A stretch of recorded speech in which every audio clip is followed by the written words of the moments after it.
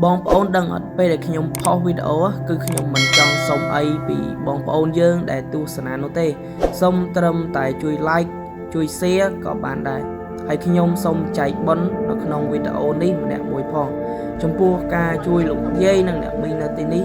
ចំនួន6គ្រួសារ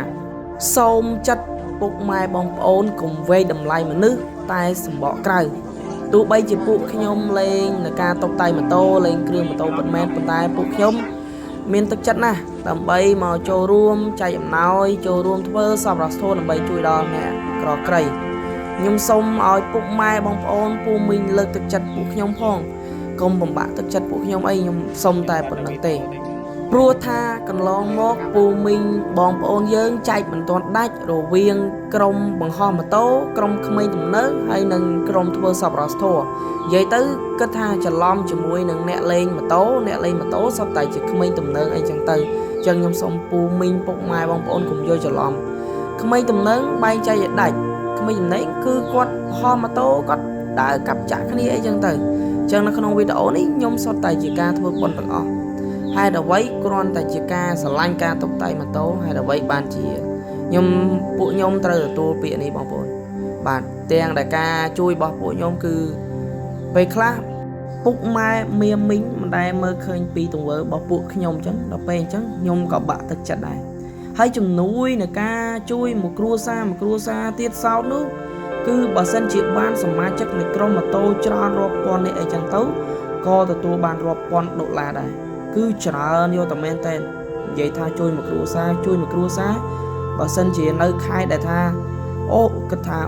សមាជិកយើងក្រុមម៉ូតូយើងគឺចូលរួមខ្លាំងគឺក៏បាក់ផ្អើលតាមនឹងដែរក៏ល្បីល្បាញតាមនឹងដែរទៀតសោតគឺជាក់ស្ដែងដូចនៅខាងកំពង់ឆ្នាំងយ៉ាងបងប្អូន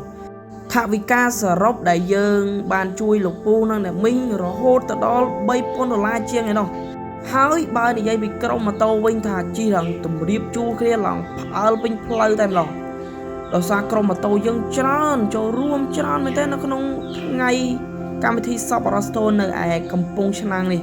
បាទគឺនៅខែ12បងប្អូនកម្មវិធីរបស់ RCM ពេលហ្នឹង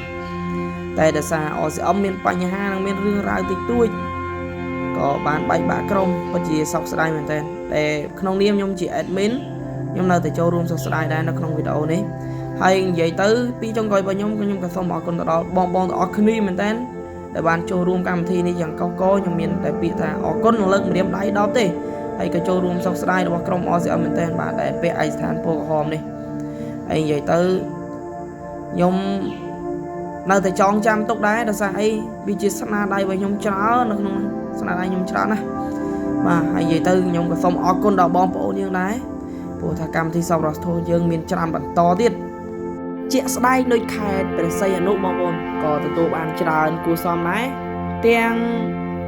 សម្ភារៈនៅខាងក្រោយខ្នងក៏ដូចជាថវិកាក៏ចូល$1,000ដែរហើយយើងនៅជួយមកគ្រួសារទៀតគឺចំនួន910000ទៀតហ្នឹងយើងជួយភ្លាមបងប្អូនបើសិនជាក្រុងទុក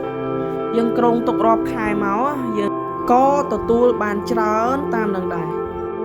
ទាំងការជួយ support ផ្សេងគឺបងប្អូនចូលរួមលឿនដូចជាប្រម៉ូថវិកាក៏ដោយគឺបងប្អូនចូលរួមម្នាក់បន្តិច120,000 ជាង700,000ជាងចូលរួមមួយគ្រួសារទៀតនិយាយពីថាទឹកចិត្តក្រុមម៉ូតូយើងខ្ញុំសុំទៅសើចេញពីបេះដូងខ្ញុំនិយាយមែនហើយដូចមកកម្មវិធីនេះទៀតសោតគឺប្រធានក្រុមកងមួយជួរគឺគាត់ស្វែងជួយក្រុមមន្ត្រីមាសនិយាយពីថាអរគុណដល់ទឹកចិត្តបងប្រុសក៏ដូចជាទឹកចិត្តគ្នាយើងក្នុងការជួយ support អ្វីផ្សេងនិយាយទៅឲ្យតែជួយអ្វីផ្សេងគឺខ្ញុំសូមអរគុណដល់បងប្អូនអរគ្នាហើយក្នុងការជួយលោកយាយនៅទីនេះគឺផ្លូវឆ្ងាយប៉ុន្តែទឹកចិត្តរបស់ពួកយើងធំធេងណាស់ប៉ុន្តែខ្ញុំក៏មានបញ្ហានៅតាមផ្លូវតិចតួចបាទធ្វើខ្ញុំរៀងអន់សម្ពូនចិត្តដែរបាទទៅតាមផ្លូវបងចាំអញ្ចឹងរៀងដូចសែតបន្តិចហើយបាទហើយក៏សូមអរគុណដល់បងប្អូនអរគ្នាដែរដែលជួយគ្រប់គ្រងក្រុមបងបាទសុំ logo សុំដល់ហើយអរគុណដល់បងប្អូនអរគ្នានិងលោកពូអ្នកមីងនៅទីនេះហើយនិយាយទៅមានការចែកអំណោយដល់បងប្អូននៅទីនេះទៀតបាទមាន20មាន3ទៀតហើយក៏សូមជូនប៉ុនម្នាក់មួយ